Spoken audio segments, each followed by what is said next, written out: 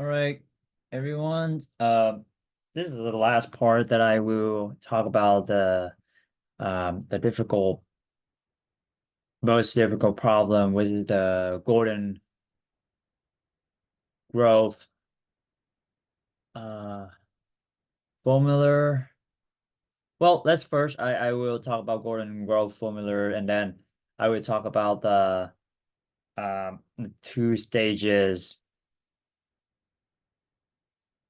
model problem model type, right?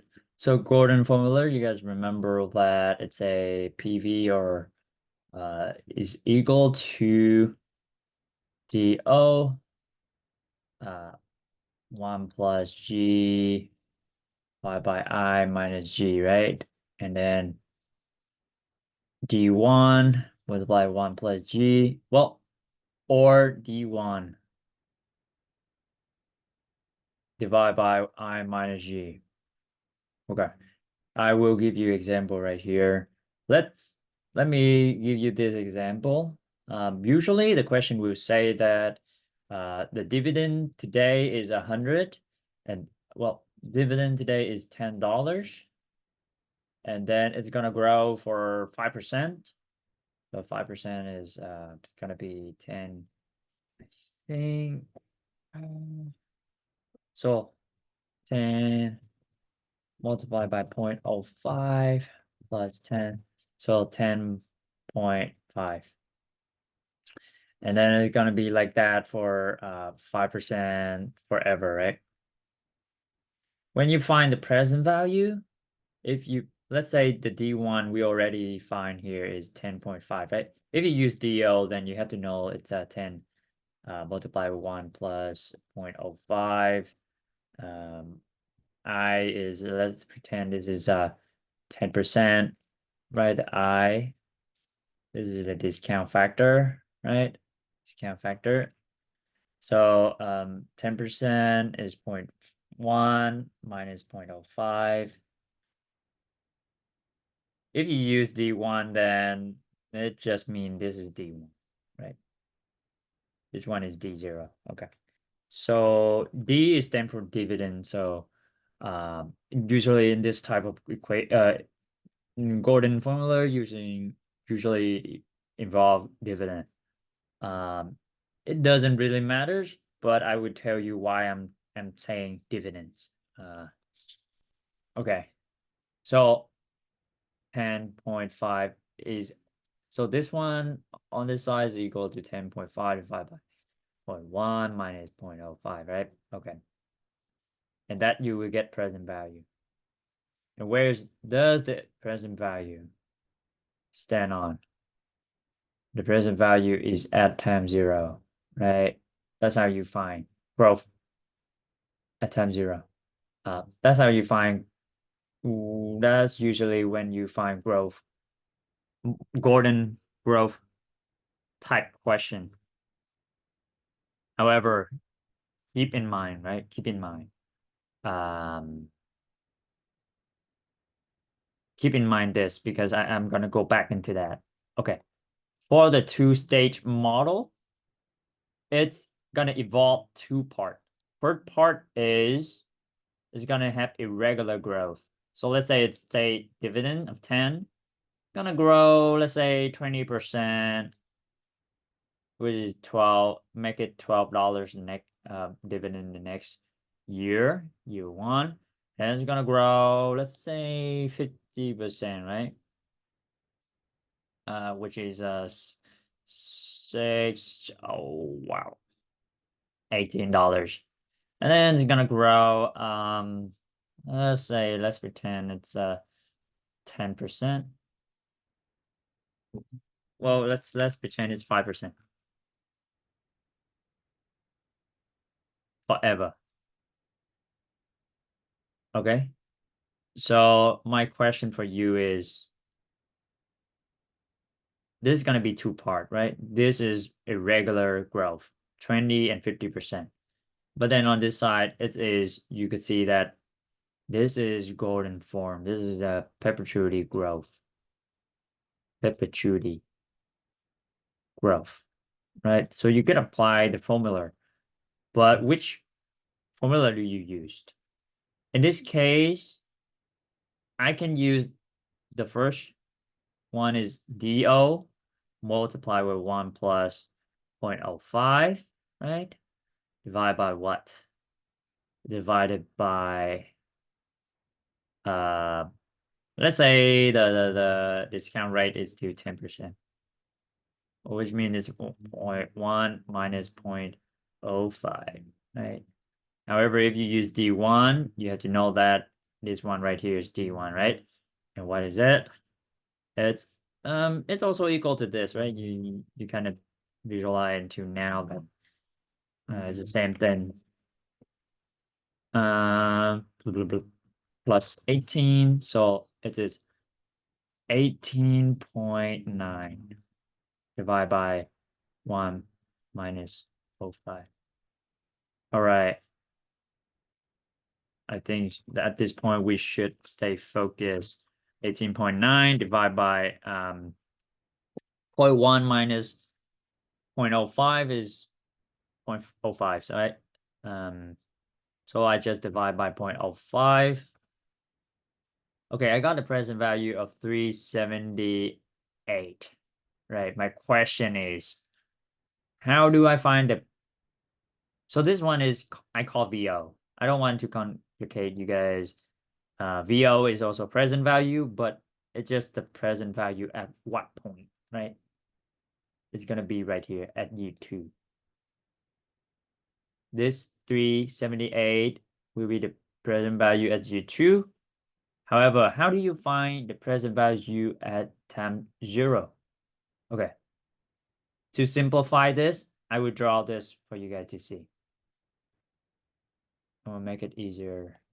So you know the one that you just find at U2 is how much? 378, right? What is the cash flow you got for U1? 12. At year 0, 10, right?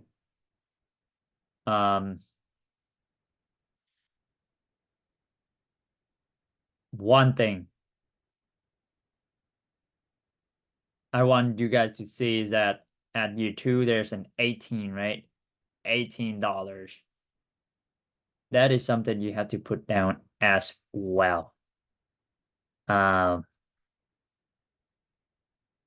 So at year 2, there's is a 378, which is the perpetuity growth that you find using the formula to find the present value back. And the present value back is staying at U2. And then the 18 is just the dividend that you're gonna receive at U2.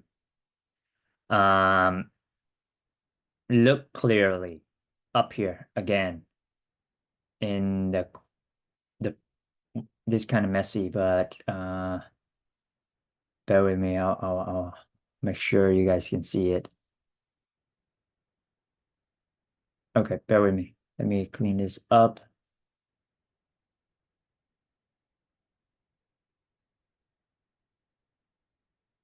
No, let me draw a different problem. If this is the let's say 18, right? And then it's gonna grow 5% forever.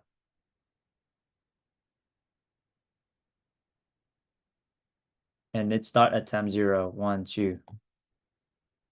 1, 2. Then you see when you discount it back, everything, it's gonna be 378.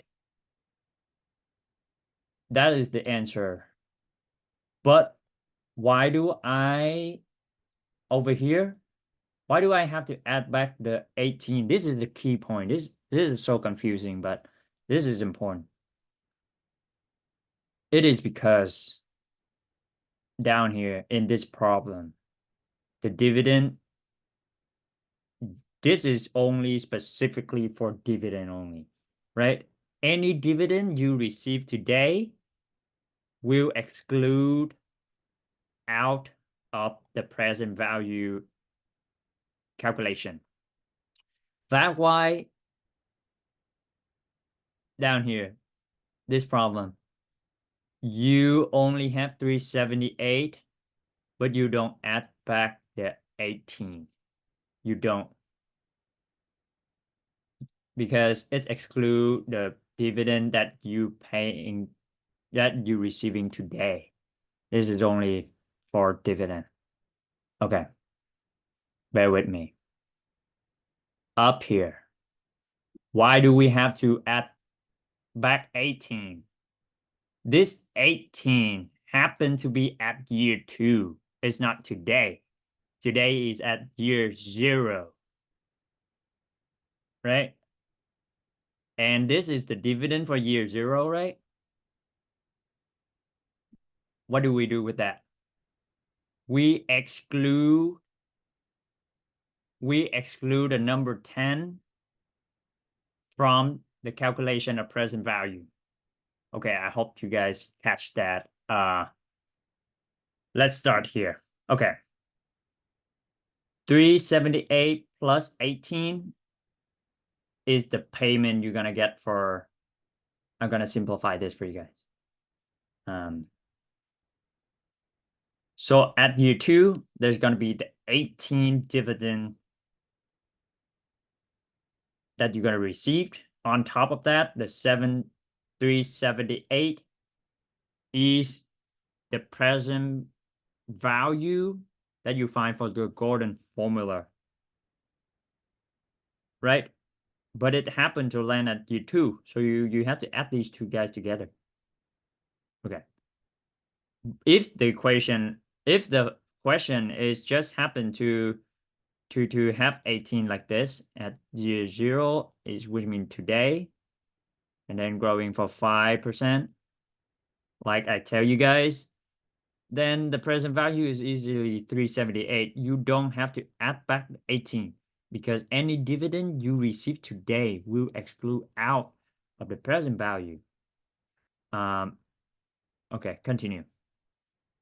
So there's going to be $12 dividend you're going to receive at year 1, but at year 0, the 10, you don't consider it because it is the dividend you receive today, right? That's why this 18 is happen to be there. I think this is the key for you to solve this problem now. Hope this makes sense to you guys. Okay. So back, this is from the beginning, right? Look very, very, very messy. But we are able to reduce it down to just this. And with this, it's easier, right? Because why? Why am I saying that? Because $12 discounting back 1 year. And then this much dollars, what is it? 378 plus 18 is 16, 7, 8, 9, 396. Discounting back 2 years. Okay. With the interest rate of what? With the interest rate, let's say the given interest rate, discounting interest rate I give is 0.1, right? Remember, the 0.05 only associate with when you find the Gordon formula, the growth, when you find the 378. After you finding the 378, you discount everything back. You use just the 0.10, right? The discount rate. Just regularly discount these back with the IY of 10%. Okay, the first one, let's say 12, right? Then you're gonna have what? You're gonna have future values you set at $12. $12. Number period is 1. Compute present value. That's present value 1, right? You want to find the total present value. Okay, which means it's equal to present value 1 plus present value 2. Okay, How do you find present value 2? That is, what is IY? IY is the same, 10%. Future value. What is this future value?